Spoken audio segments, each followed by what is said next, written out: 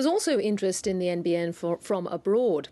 Global telecommunications giant Ericsson has sent a senior executive to Australia to meet with policymakers and attend next week's AIG National Forum.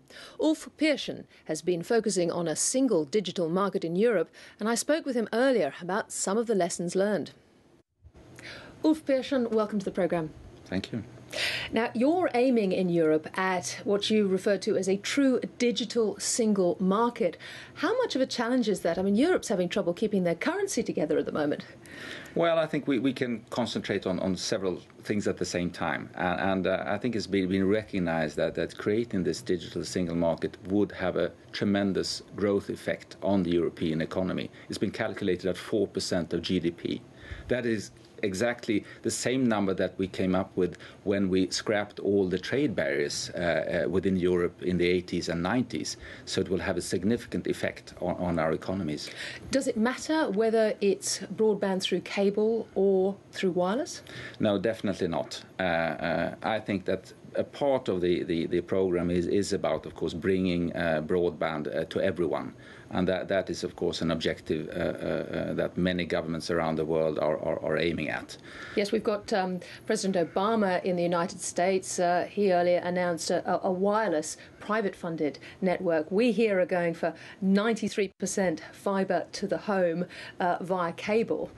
Is that the right way to do it? Because there's a lot of controversy here about it. I wouldn't say there's only one unique way of doing it. I think that governments and countries around the world are all sharing the same objective, broadband for all, but there will obviously be a mix of fixed and wireless in all countries.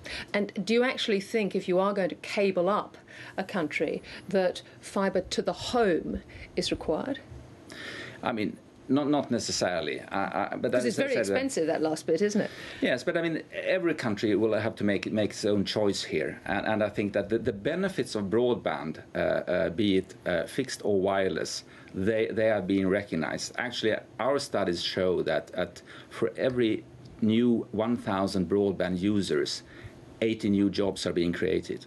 For every 10% of a country's population that you bring on to broadband connectivity, you get a positive growth effect in GDP of 1 percentage point. And what about copyright? Here in Australia, the Attorney General has got a review into copyright. He's clearly a believer that copyright is alive and well. Mm-hmm. But in Europe, do copyright laws still ensure that ISPs, service providers, protect copyright? First, let me say that copyright is very important. It's an important intellectual property right. And Ericsson, of course, as a major investor in intellectual property, we spend $4 billion a year in R&D, so it's very important. I think we have a particular challenge in Europe, of course, with 27 different member states, all with their different individual copyright regimes. So we have to do something about that.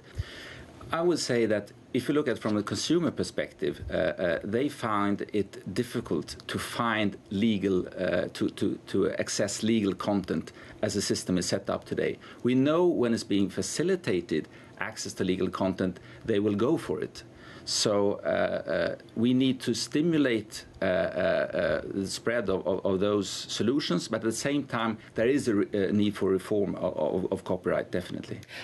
We've also got our Department of Communications, which has a convergence review on at the moment. What are the most important issues here when it comes to converging media? Looking at the European experience, I think we have been relatively successful in Europe bringing about a converged environment here, a regulatory environment. But I think it has to be a phased approach. We have created something called the Audiovisual Media Services Directive. At the same time, we had a major review of our telecoms legislation. And I think that we have been able to establish platform neutrality when it comes to delivering audiovisual media services. And we strongly believe that there are elements in the European directive that could be included in the Australian convergence review. What about privacy and data management? What sort of concerns might you have here? Well, for the consumer, it's extremely important for them to feel confidence also around privacy.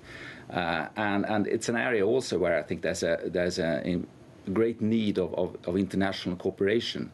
because what we see with cloud computing and cloud services growing in importance, there is a need for a common view when it comes to protection of privacy between countries. So this is clearly a field for international cooperation. Ulf Pehrsson, thank you very much for talking to Late Line Business. Okay, thank you very much.